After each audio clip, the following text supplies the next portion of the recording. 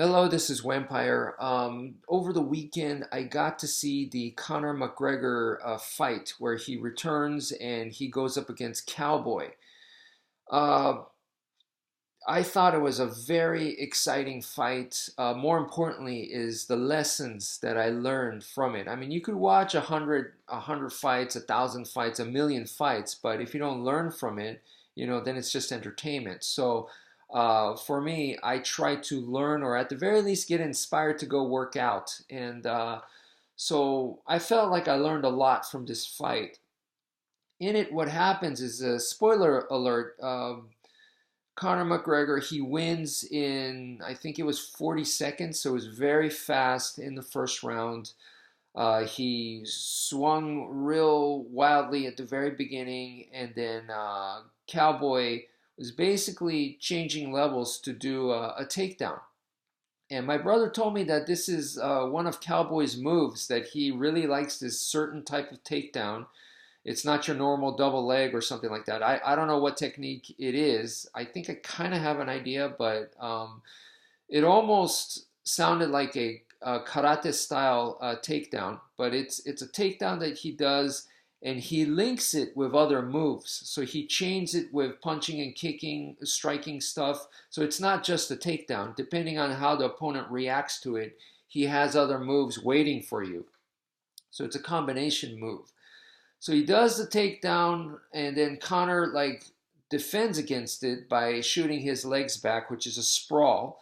And then from there, rather than breaking off like he normally you would expect normally they would, which only allows Cowboy to go for his other combinations to link it, uh, Conor McGregor goes into the clinch. So I assume that his team told him about this takedown, and this is the way you're going to defend against that. This is how we're going to counter it. So I'm crediting his team here, is my guess. And Conor's in the clinch. Once again, rather than breaking off and throwing punches, which he could have, but then, once again, that's probably what Cowboy wanted because the takedown links to his strikes. So Conor's in the clinch, and from there in the tie-up, he uses his shoulder to break Cowboy's nose.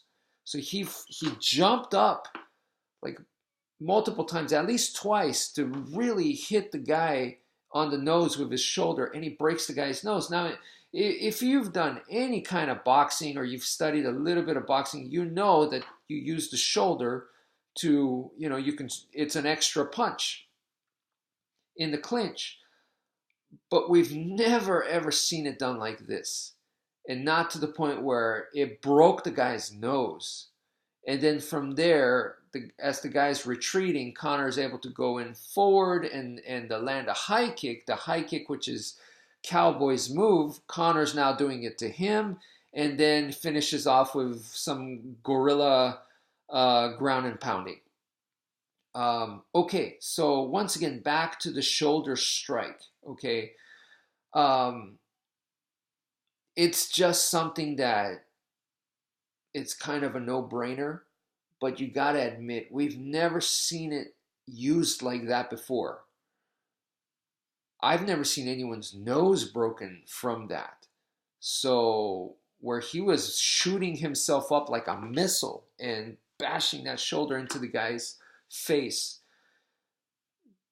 And that just reminded me of the martial arts part. That this is martial arts. You got to be creative. And it's difficult to do because if you're an MMA fighter, there's so much to do. I mean, it's not just boxing, and then there's kicking, and then there's grappling, and there's the defense to all of that, and there's takedowns, there's clinch fighting, there's kickboxing, and then on the ground there's submissions, there's ground and pound. I mean, there is so much that an MMA fighter has to work on, but you can't be like that. You got to go out and bring in that extra stuff, or else you're not going to shine. Or else you're just going to be doing what the other guy's doing. You're both working on your MMA skills, and you will never go to extraordinary. You'll always be just another MMA fighter. So the guys that really bring it, the guys that are in the zone, so to speak, are the ones that are going beyond MMA. And yeah, so the shoulder strike, it just reminded me once again to be creative in combat, in battle. If you creative and you make art, the other guy, I mean, he can predict stuff. He could try to go, okay, logically that's going to be his next move. But you do something like this, it comes out of left field. So that gives you a tremendous amount of advantage to be creative. It makes it that much harder for the opponent to adapt to you. So I was blown away. And then afterwards, I remember telling my brother, hey, my sister and my brother, I told them, hey, in martial arts, there are a ton of moves that are still untapped in the world of MMA. There are a ton of fantastic creative moves that the founders and the people of, ancient and old they worked on for hundreds of years, or who knows how long they've worked on their whole lives or whatever, that have been untapped over here in the world of MMA. There's hundreds, thousands, an infinite amount of moves out there still waiting to be explored and exploited and used. And I definitely can easily say that about the Heaven Six and plenty of Filipino martial arts moves that are untapped. And it could even be like footwork, and it doesn't even have to be techniques. I mean, actually I view footwork as a technique, but there's plenty of stuff that's still unexplored. So this just reminded me of the beauty of the art, and you have to not just go, you know what, I'm doing realistic self-defense, therefore I'm just gonna stick with the stuff that's just high percentage. No, you're really, really gonna miss out if you do that. Now it's important to have a realistic mind, but then at the same time, this is almost like a Zen riddle or something, but you want to have that realistic mind, but then you also want to keep that other part where you could bring in fantasy and bend reality and do amazing stuff, because you're going to need it. You're going to need it in such an intense situation. So yeah, that's what I had.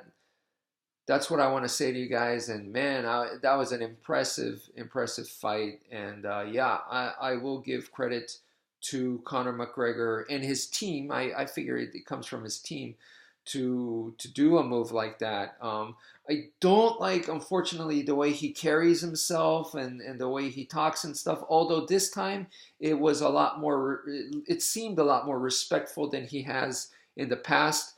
When I know he's trying to sell tickets and stuff, but yeah, it just doesn't seem classy, the the trash talking and stuff. It's just I don't think it's a good thing. But anyway, so that's all I have to say for now. Thank you for viewing, and take care, folks.